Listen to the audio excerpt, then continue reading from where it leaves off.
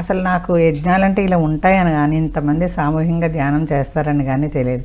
ఇక్కడ ఏంటంటే మేడం, ఈ యజ్ఞంలో ఏం జరుగుతుందంటే చూడండి, పచ్చి కట్టెలు కాలనీ కూడా ఎండు కట్టెల్లో వేసేస్తే అవి కూడా కాలుతాయి. కాబట్టి నాకైతే అలా అనిపించింది, ధ్యానం కుదిరేది కాదు ఒక్కొక్కసారి. ఏదో ఒక ఉంటాయి కదా ఇష్యూస్ ఇంట్లో అన్నాక. అట్లా అక్కడ ఉన్నప్పుడు ఇంట్లో కుదిరిన ధ్యానం అక్కడ చాలా బాగా కుదిరింది. అసలు తెలియలేదు నాకు టైం, ఆ సౌండ్గా అంత ఉంటుందని కూడా తెలియదు. ఆ మ్యూజిక్ అంత సౌండ్ ఉన్నా కూడా అసలు నేను నా స్పృహ లేదు నాకు. చాలా బాగా కుదిరింది యజ్ఞం అనేది అక్కడ ధ్యాన యజ్ఞంలో. ధ్యానం చాలా బాగా కుదిరింది. అదే ఇప్పుడు నేను ఒక పచ్చకట్టెలాగా ఉన్నదాన్ని ఎండుకట్టెలాగా అయిపోయాను అనమాట. దాంట్లో భస్మం అయిపోయాను నేను కూడా.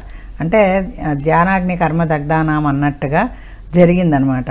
అక్కడి నుంచి అసలు నాకు తిరుగు లేకుండా చాలా బాగా ధ్యానం కుదరడం కానీ, మంచి అనుభవాలు రావడం కానీ, అంటే నాకు ఒక మైండ్ పరంగా అనమాట చాలా ప్రశాంతంగా అనిపించింది మెయిన్.